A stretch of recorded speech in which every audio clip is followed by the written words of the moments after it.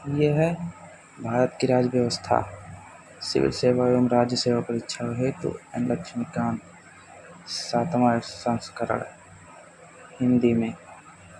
ये सिविल सेवा के परीक्षार्थियों के लिए बहुत ही महत्वपूर्ण पुस्तक है। इसको पढ़ने का कुछ तरीका होता है।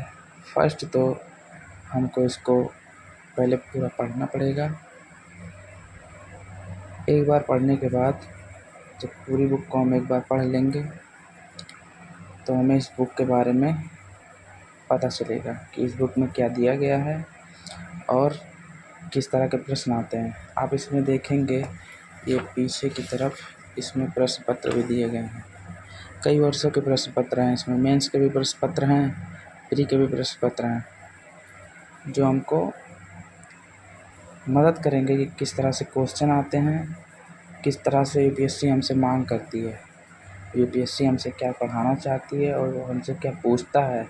इस तरह का हमको प्रश्नों के ढांचे के बारे में पता चलेगा इससे। आप देख सकते हैं यहाँ पर 2021 के प्रश्न पत्र, 2020 के प्रश्न पत्र, 2022 के प्रश्न पत्र, इधर 2019 के प्रश्न पत्र, इसके 2018 के प्रश्न पत्र। इसमें जो है कि 2011 से लेकर 2022 तक के प्रश्न, 2013 से लेकर 2022 तक के प्रश्न पत्रों को दिया गया है। इससे प्रश्नों को पढ़ने के बाद आपको यह पता चलेगा कि यूपीएससी हमसे किस तरह की मांग करता है, यूपीएससी हमसे किस तरह के नॉलेज रखने को कहता है और वह हमसे क्या मांग करता है।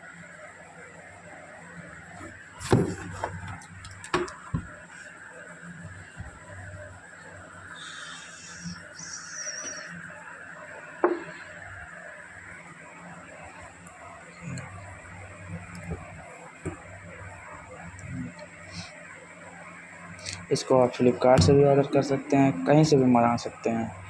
यह समझिए इसमें 90% यूपीएससी का 90% सिलेबस इसी से कवर हो जाता है, पॉलिटी का। अब ये देख सकते हैं भारतीय राज्य व्यवस्था 7वां संस्करण। अब हम इसमें आगे बढ़ते हैं तो ये दिया गया है 7वें संस्करण की प्रस्तावना। इसको भी एक बार आपको पढ़ लेना चाहिए, इससे आपको थोड़ा कुछ तो जानने को मिलेगा ही। हमको इस पुस्तक में कुछ नहीं छोड़ना है, एक एक टॉपिक और एक एक शब्द हमारे लिए बहुत ही इम्पोर्टेंट हो जाता है। हमको किसी को भी छोड़ना नहीं है, सबको पढ़ना है।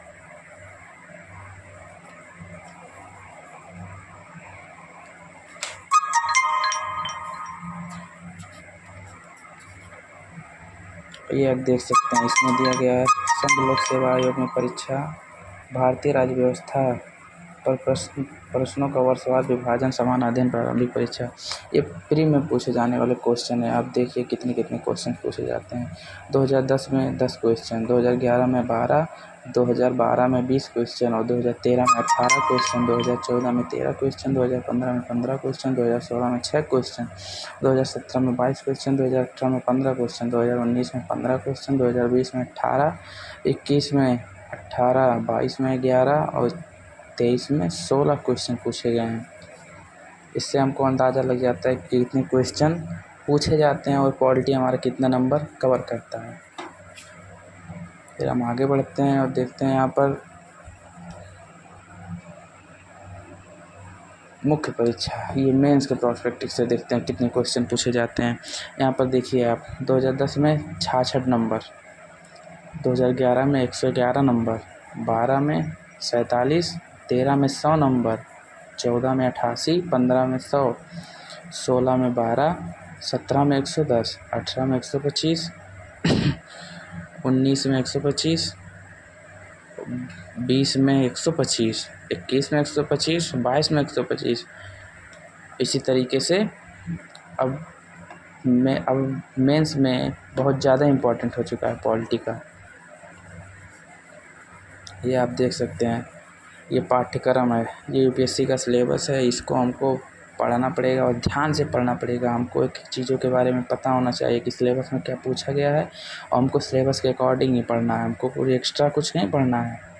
बस हमको सिलेबस के मुताबिक चलना है, तभी हम उसमें सफलता पा सकते हैं। आप जितने भी टॉपर्स को देखेंगे सब सिलेबस को लेकर ही चलते हैं। कोई अपनी अगर आपको सिलेबस नहीं समझ आ रहा है तो आप उसको अपनी दीवारों में लिख कर याद करिए, उसको अपनी दीवारों में चिपका लीजिए, जिससे आपका ध्यान जब डेली आपका ध्यान उस पर पड़ेगा तो आपको हो सकता है वैसे भी याद हो जाए।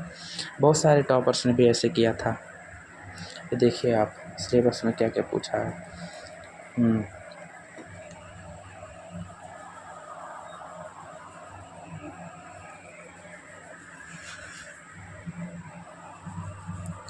देख सकते हैं आप ये प्रश्न पत्र समान अध्ययन, शासन, संविधान, राज्य व्यवस्था, सामाजिक न्याय, अंतर्राष्ट्रीय संबंध। इसे पूछा गया भारतीय संविधान, ऐतिहासिक आधार, विकास, विशेषताएं, संशोधन, महत्वपूर्ण प्रावधान और बुनियादी संरचना, संघ और राज्यों के कार्य और जिम्मेदारियां, संघीय ढांचे से संबंधित मुद्दे और चुनौतियां, स्थानीय स्तर पर शक्तियों और वित्त का हस्तांतरण और उनमें चुनौतियां, विभिन्न अंगों विवाद निवारण तंत्रों और संस्थानों के बीच शक्तियों का पृथक्करण, भारतीय संवैधानिक योजना की अन्य देशों से तुलना, सांसद और राज्य विधानमंडल संरचना, कामकाज, व्यवसाय का संचालन, शक्ति और विशेषाधिकार और इससे उत्पन्न होने वाले मुद्दे। और सिलेबस को बहुत ध्यान से पढ़ना ज़रूरी है, क्योंकि सिलेबस ही एग्ज़ाम का ढांचा होता है। वो हमको सिलेबस बहुत इम्पोर्टेंट है। अब आगे बढ़ते हैं हम, तो ये देखते हैं, ये देखिए विषय सूची, इसमें दिया गया है कि देखिए कुल मिलाकर इसमें जो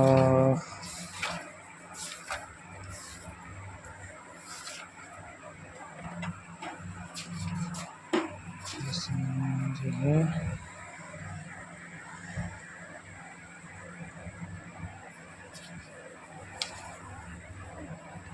कुल 92 चैप्टर दिए गए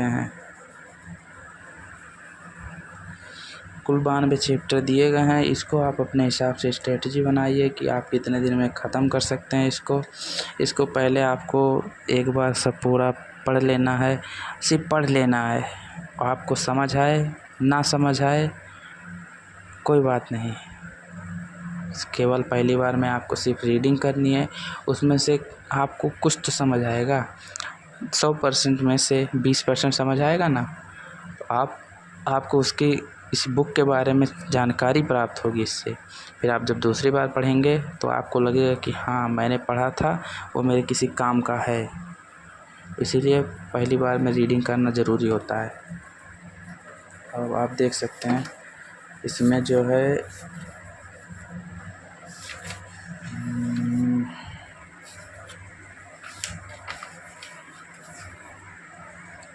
संवैधानिक ढांचा, ऐतिहासिक पृष्ठभूमि, संविधान का निर्माण, संविधान की अवधारणा, संविधान की प्रमुख विशेषता, संविधान की प्रस्तावना, संघ एवं इसका क्षेत्र, ये सब, नागरिकता, मूल अधिकार, राज्य के नीति निषेध तत्व, मूल कर्तव्य, संविधान के संशोधन, संविधान की मूल संरचना, ये सब हमारे लिए इम्पोर्टेंट है। और हर चैप्टर एम लक्ष्मीकांत बहुत ही इम्पोर्टेंट है एक सिविल सेवा के तैयारी करने वाले शिक्षार्थी के लिए। तो इसको तो स्किप करने के आप सोचिएगा भी मत। ये देखिए मैंने भी इस बुक को जब मैंने रीडिंग किया था तो 20 दिन में इस बुक को मैंने ख़त्म किया था। फर्स्ट बार रीडिंग करके मैंने 20 दिन में इस बुक को ख़त्म कर लिया था। फिर सेकंड बार मैंने जब रीडिंग किया तो ये देख सकते हैं आप, मैंने इसको हाईलाइट भी किया है। इससे जो है कि इससे आपको इम्पॉर्टेंट चीज़ें पता चलती है। ये देखिए आपको जैसे जो इम्पॉर्टेंट लगे उसको आप हाईलाइट कर लीजिए। हाईलाइट करने से ये रहता है कि आप जब दूसरी बार देखेंगे तो आपको भटकना नहीं पड़ेगा, आप सिर्फ उसी इम्पॉर्टेंट चीज़ को पढ़ लेंगे तब भी आपको रिकॉल हो जाएगा। और अब आपके ऊपर निर्भर करता है कि अगर आपको नोट्स बनाना है तो आप नोट्स बना सकते हैं, अगर नोट्स नहीं बनाना है तो आपको नोट्स की आवश्यकता नहीं है तो आप नोट्स ना बनाइए, वो तो आप पर निर्भर करता है। देख सकते हैं आप, ये देखिए आप, संविधान का निर्माण, ये आप ऐसे भी कर सकते हैं, देखिए आप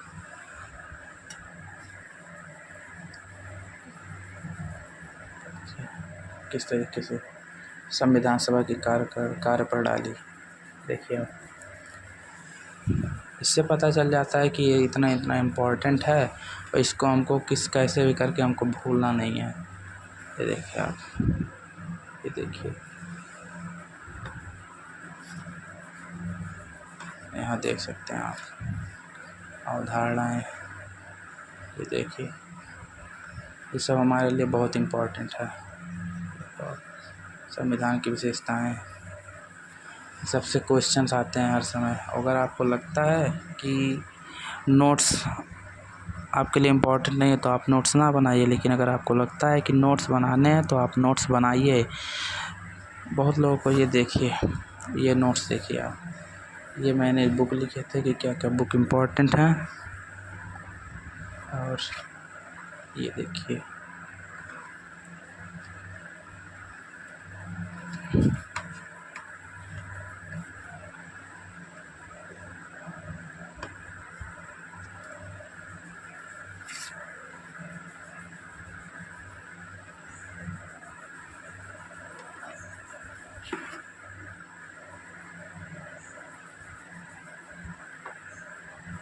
ये आप देख सकते हैं, ऐसे ही आपको नोट्स बनाने हैं। ये नोट्स हमारे लिए बहुत काम के हैं। जब एग्ज़ाम से पहले हम इसको रिकॉल कर लेंगे एक बार तो ये हमको याद हो जाएंगे। देखिए आप, ऐसे ही हमको अपने मेंस के क्वेश्चन में भी इसी फॉर्मेट में लिखना है, जिससे एग्जामनर जो होता है, जो कॉपी चेक करने वाला होता है, वो आकर्षित होता है। देखिए